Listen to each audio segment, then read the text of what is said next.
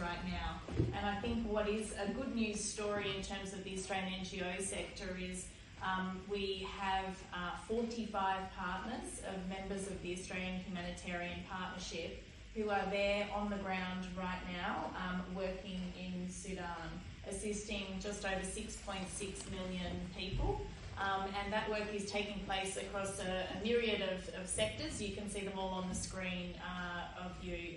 Some cash distribution, some psychosocial support, as well as shelter and wash activities. So you can see the spectrum of activities that are taking place in Sudan, but the Australian NGO communities also, and their partners, are also present in the neighbouring countries, so where people are fleeing to, and there is significant programming taking place there under the Australian Humanitarian Partnership program as well.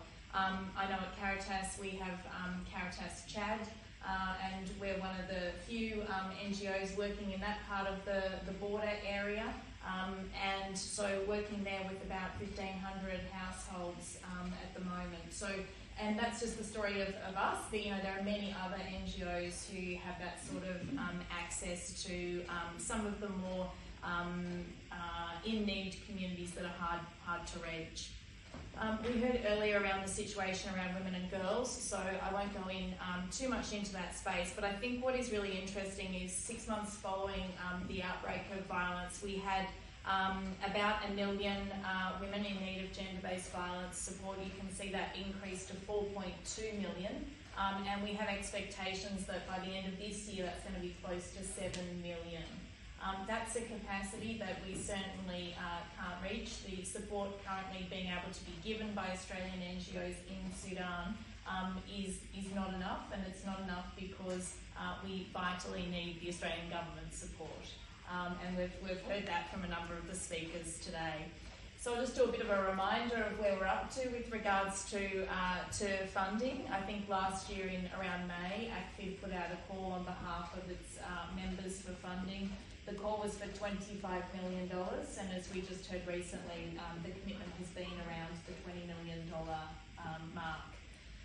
But since then, the need has only grown, and I think we've heard that from many of the speakers. This is a crisis that is unfolding and cascading, and we are in dire need of additional support to be able to meet the needs of the people there.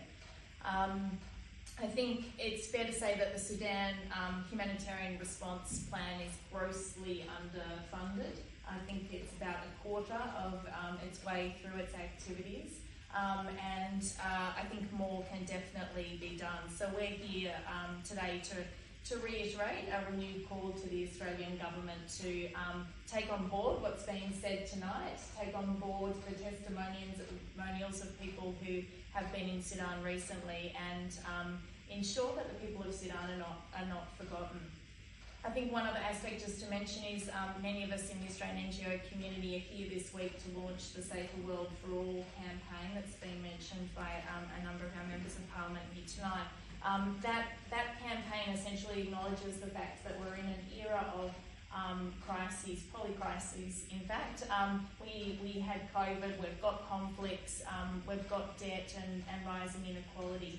I think what's really interesting in this space is countries like Sudan really provide us with a shocking and quite a raw view of what happens when progress of a polycrisis, like we've seen in Sudan, goes unaddressed.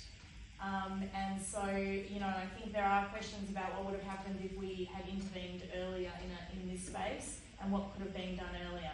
We are in the situation that we're in now, and we do need to respond. So part of the Safer World for All campaign is a request for a doubling of the emergency response fund, so from $150 million to $300 million a year. And in addition to that, a $350 million ask for protracted crises. We need to have available to us the means to be able to fund crises.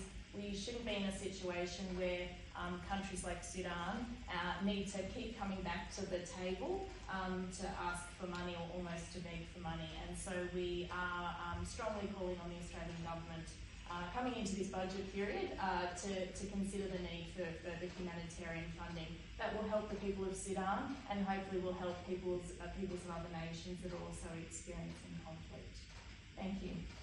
Basket